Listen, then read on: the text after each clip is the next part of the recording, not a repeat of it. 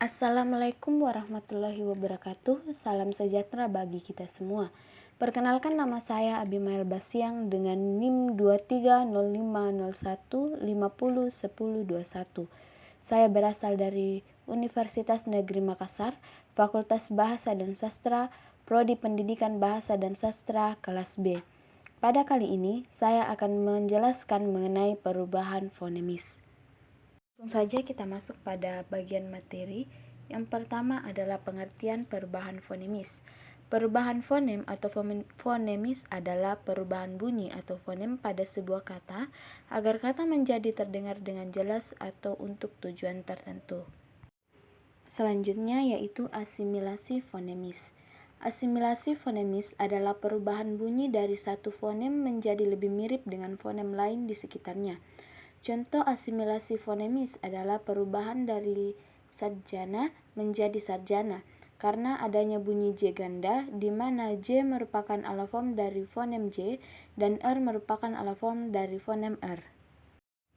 Selanjutnya yaitu disimilasi fonemis. Disimilasi fonemis adalah perubahan bunyi dari bunyi yang sama atau mirip menjadi bunyi yang tidak sama atau berbeda. Contohnya adalah kata cipta dalam bahasa Sangsekerta berubah menjadi cipta dalam bahasa Indonesia. Disimilasi merupakan kebalikan dari asimilasi, yang merupakan perubahan bunyi dari dua bunyi yang tidak sama menjadi bunyi yang sama atau hampir sama. Selanjutnya yaitu penambahan fonem. Proses penambahan fonem terjadi ketika suatu morfem berhubungan dengan morfem lain, mengakibatkan munculnya bunyi tambahan setelah proses morfologi. Contohnya, ketika morfem mem dengan pen bertemu dengan bentuk dasar yang terdiri dari satu suku kata, men berubah menjadi menge dan pen berubah menjadi penge. Proses ini terjadi dalam pembentukan kata-kata baru dalam bahasa Indonesia. Selanjutnya yaitu metatesis. Metatesis adalah fenomena perubahan urutan bunyi atau fonem dalam sebuah kata atau kalimat.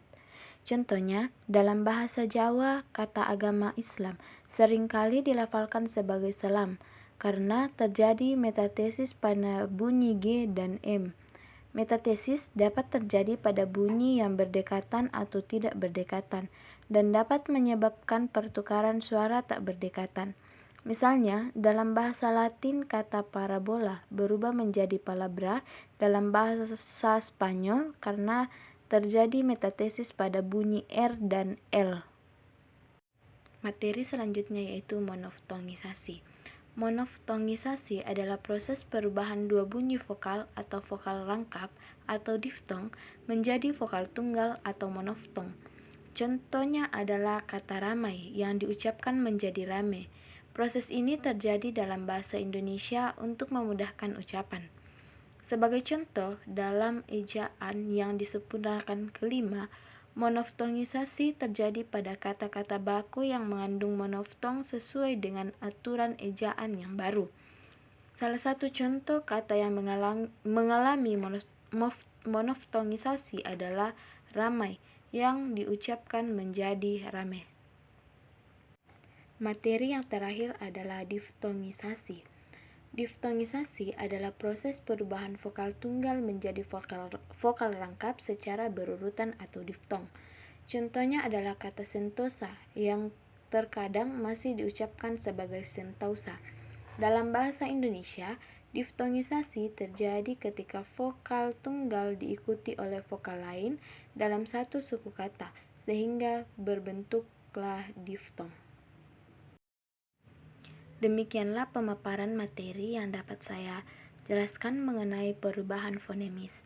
Jika dalam proses penjelasan ada kesalahan kata atau kesalahan penulisan, saya memohon maaf.